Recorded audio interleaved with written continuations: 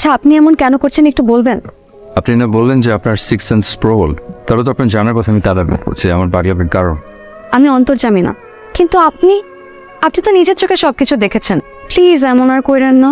আপনার পাগলামিটা যে আমার জন্য একটা খারাপ লাগার কারণ হতে পারে, আপনি এটা বুঝেন। আপনি বোঝেন?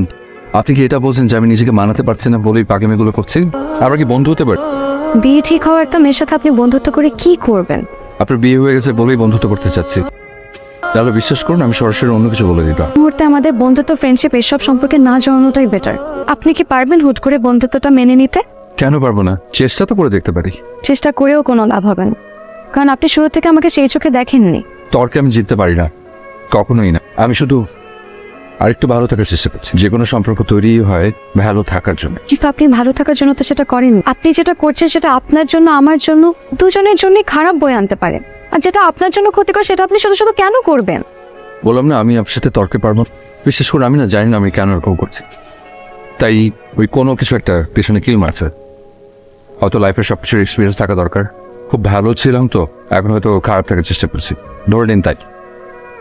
আপনার চোখ ছলছল করছে। এতটা খেয়াল কর, খারাপ থাকার চেষ্টা করছি, খারাপ ফিলিং কাজ করছে তাই সেটা কোনো করার চেষ্টা। সরি, মাথা ঠিক নেই। আপনাকে ডিসকাউন্ট দিলে চলবে? সে ডিসকাউন্ট? ফ্রেন্ডশিপের ডিসকাউন্ট।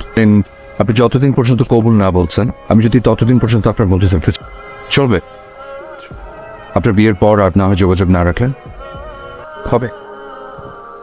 এর মানে কি দাঁড়ালো? ক্ষণিকের বন্ধুত্ব। আমি কি আপনার একজন ক্ষণিকের বন্ধু হতে পারি?